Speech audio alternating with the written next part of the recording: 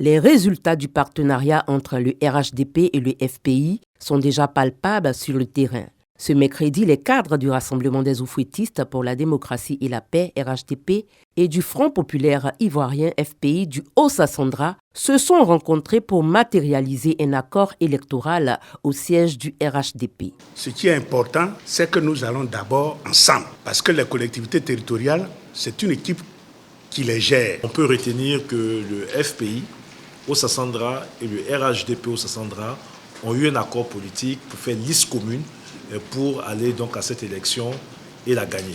La commune de Cocody a déjà emboîté le pas pour les élections municipales. Le RHDP et le FPI s'engagent à se mettre ensemble pour concrétiser l'une des clauses du partenariat qui prévoit la possibilité de conclure, si nécessaire, des accords électoraux lors de toute consultation électorale. Les nouvelles sont bonnes, mais je peux vous dire que le RHDP et le FPI sont ensemble. À Cocody, nous allons suivre donc sur cette lancée. Nous avons jugé nécessaire ici à Cocody d'avancer ensemble au nom des acquis quand même de la commune par rapport à la gouvernance RHDP, au nom aussi du fait que Eric Tabar, candidat du RHDP, d'arrache-pied dans une dynamique sur le terrain. Il a fallu des mois de discussion entre le RHDP et le FPI pour aboutir à cet accord de partenariat.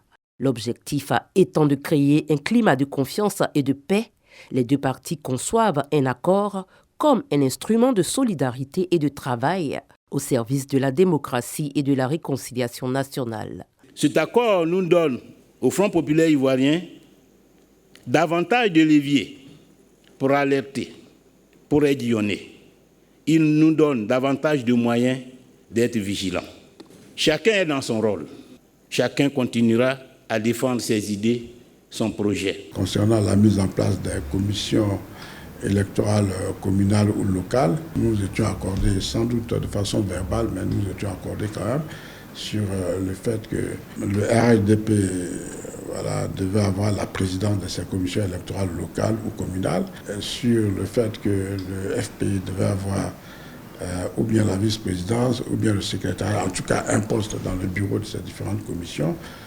Tout cela ne reposait pas sur un écrit, mais sur ce qu'on pourrait appeler un gentleman agreement, un accord verbal. Quel peut être l'impact de cet accord sur la démocratie, signé le 2 mai dernier entre le RHDP et le FPI? L'avis de l'enseignant-chercheur et politologue. Les partis politiques restent des organisations privées et ces organisations privées ont leur stratégie. Et donc, quand un parti politique signe un accord, ne serait-ce qu'avec un parti au pouvoir, c'est un acte qui peut être considéré comme un acte citoyen. La preuve, la Constitution ivoirienne prévoit que le gouvernement, le chef de l'État puisse consulter les partis d'opposition sur des questions d'intérêt national. Donc ça voudrait dire que même quand les deux partis ne sont pas forcément de la même obédience, il est prévu un cadre républicain de collaboration. Et ce cadre républicain-là, c'est ce qui est consigné dans cet accord. C'est un accord pour la paix et pour la réconciliation nationale et surtout un accord pour effectivement apaiser le climat politique. Désormais liés par cet accord de collaboration et de bonne conduite RHDP-FPI, les populations se prononcent sur ce rapprochement. C'est un arrangement électoral dans certaines circonscriptions pour aller aux élections, pour faire croire aux gens qu'il y a alliance quelque part là-bas.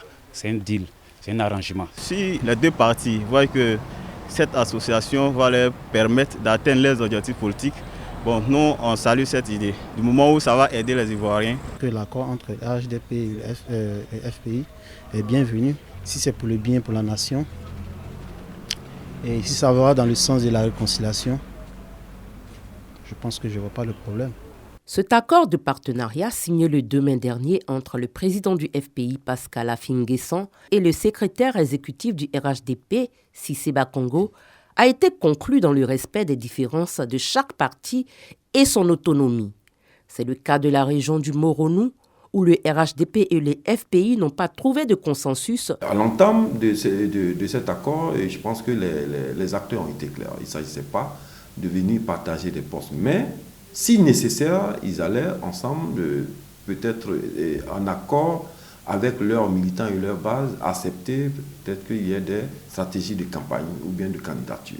Donc cette candidature à Mungwanou n'est pas une candidature qui étonne, parce que cela avait été déjà prévu par les signataires de l'accord. Pendant que le RHDP et le FPI consolident leurs alliances, le PDCI et le PPICI sont également à l'ouvrage pour remporter le maximum de sièges.